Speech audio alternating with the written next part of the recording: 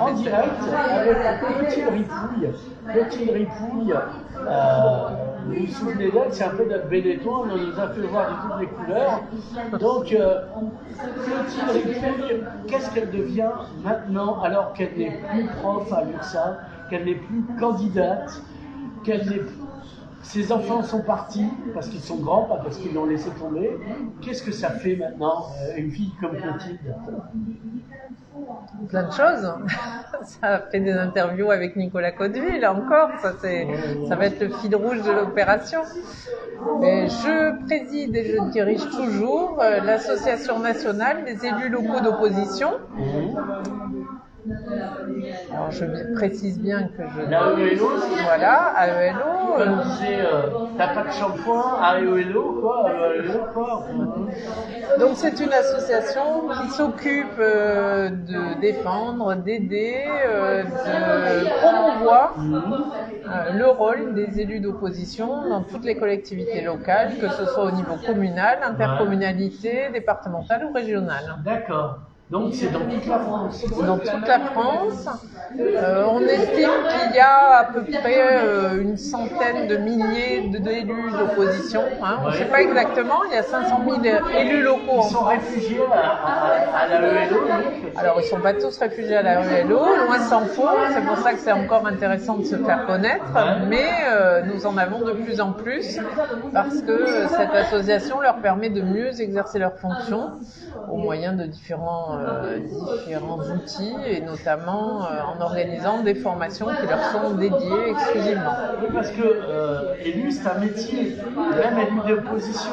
Alors élu, c'est une fonction, c'est pas un métier, mais quand on devient élu, on n'a pas forcément de connaissances et de compétences dans le domaine, on est élu sur un programme, sur des idées, sur des valeurs, une éthique, on l'espère. Et pas sur l'achat de vote. Voilà, pas sur l'achat de vote et pas sur des compétences, on n'a pas un concours ou un diplôme particulier. Et donc quand on devient élu, c'est bien de comprendre comment fonctionne la collectivité locale dans laquelle on est élu. Et c'est pour ça que se former, c'est une nécessité. Voilà, donc on a différents types de formations. Là, on a une formation gérée. Les collectivités territoriales, puisque les droits ne sont pas les mêmes. Les droits n'y sont pas les mêmes, mais nous avons essentiellement et pour pratiquement la totalité des élus municipaux, parce que ce sont ceux qui sont le plus livrés eux-mêmes et qui ne sont pas aidés. C'est-à-dire que quand vous êtes conseiller départemental, vous représentez votre canton, donc vous pouvez quand même vous faire aider des services techniques, voilà, puisque vous avez un rôle particulier sur une partie du territoire départemental. Conseiller régional, on est dans un niveau de collectivité qui fait que c'est souvent des postes politiques et dans ces cas-là, c'est l'administration qui autogère. Oui, non. Comme à l'État d'ailleurs. Puis c'est surtout que les partis politiques encadrent les élus régionaux. Oui. Voilà. Pour éviter qu'ils disent des conneries déjà. Oui, parce que les listes, pour avoir une liste régionale sur une région telle que l'Occitanie, par exemple, avec 13 départements, voilà, c'est quand même compliqué et donc c'est rarement des listes sans étiquette. Avec la majorité des élus dans les collectivités municipales, sont des élus sans étiquette et sans appartenance politique. Oui, je dirais pas ça, mais c'est surtout que du coup, ils sont moins encadrés, moins aidés que les autres, et donc pour assumer. Ils ont pas de corps de doctrine. Ouais, c'est pas tellement la doctrine parce que ils ont souvent des tendances politiques. Ils sont souvent divers quelque chose. Mais des fois c'est divers. Mais si tant est que les partis politiques jouent encore un rôle dans notre 5e République, ce dont on peut douter, le passage hashtag.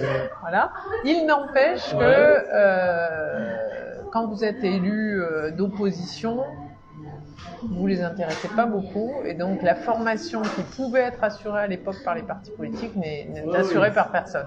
Donc voilà, donc nous on a différents types de formations, on a des formations très techniques, genre droit et devoir de l'élu d'opposition, budget, urbanisme, gestion des ressources humaines, etc. Et puis on a des formations plus généralistes liées à la communication, à comment se positionner en conseil municipal, les réseaux sociaux, parce que ça fait partie maintenant d'un bon moyen pour communiquer. C'est-à-dire que voilà, et puis les médias sont quand même très frileux par rapport à l'opposition, donc on va dire ça comme ça. Que ceux qui ont déjà gagné, c'est un peu comme les banquiers. Souvent, et puis ils sont peu lus aussi par toute une frange de la population, il faut bien le dire. Donc c'est plus facile de communiquer avec les citoyens via Facebook que via la presse quotidienne régionale. Voilà. Donc voilà. Donc nous, mais si on veut utiliser ces réseaux sociaux correctement, il y a quand même des règles à connaître, éviter un certain nombre de dérives, de problèmes, bien les manipuler. Donc on a des formations qui permettent de régler ce genre de questions, et on les fait avec uniquement des élus d'opposition. Et c'est intéressant aussi pour les élus de faire un partage d'expérience entre élus qui viennent de la France entière et qui peuvent donc comparer, voir un petit peu comment ça se passe ailleurs, bien que dans beaucoup de cas, ils se rendent compte que malheureusement, ça se passe un peu pareil partout. Voilà. Oui, c'est la mondialisation. Il y a moins de biodiversité comportementale. Disons que quand j'ai créé cette association, j'étais moi-même élue d'opposition à Perpignan, je me suis demandé si les comportements étaient liés au bord politique d'un maire, par exemple. Donc c'est pas le cas. Pas sur les bords. Non, ça dépend beaucoup de sa personnalité, de son parcours politique, plus que véritablement de son bord politique ou de son sexe ou de son âge. Avoir Pujol qui vient à la ELO. Tout à fait.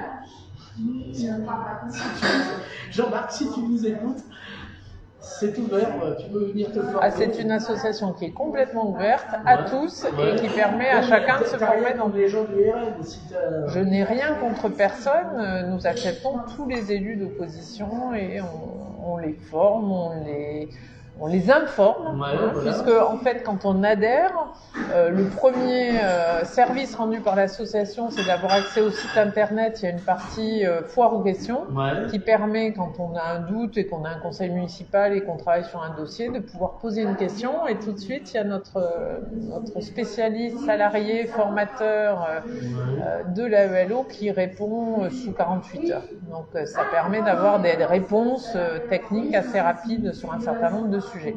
Voilà. C'est quand même bien fait. Alors sinon, vous faites venir des intervenants aussi, je pense à Olivier Roucan. Oui, alors on a initié dans le cadre de la présidentielle une séquence de 3 conférences avec Olivier Roucan sur les particularismes de la présidentielle, puisqu'il est spécialiste politologue, qu'il a écrit sur ce sujet. Et donc les 2 premières, c'était une conférence sur cette fameuse question du filtre, qui devient candidat, les fameuses 500 signatures, comment le fonctionnement de la Ve République trie, entre guillemets, la passoire pour déterminer qui peut être candidat ou pas. La deuxième conférence, c'était autour du candidat est-il un produit marketing comme un autre. Voilà. Et là, on va parler jeudi soir d'une question plutôt sur et après l'exercice du pouvoir, en fonction de la façon dont l'élection se passe, comment ça détermine le rôle du président et l'exercice du pouvoir présidentiel actuellement en France. Alors, la question c'est, ça se passe ici, ça se passe ailleurs? Est-ce qu'on peut le voir en direct sur Internet quand il y a une conférence? Qui suis-je? Y aura-t-il de la neige à Noël, tout ça? On le voit en direct sur Internet quand on est adhérent de l'association. Voilà. Là, il y a des conférences que l'on fait, on a de temps en temps des webinaires qui sont ouverts, mais là,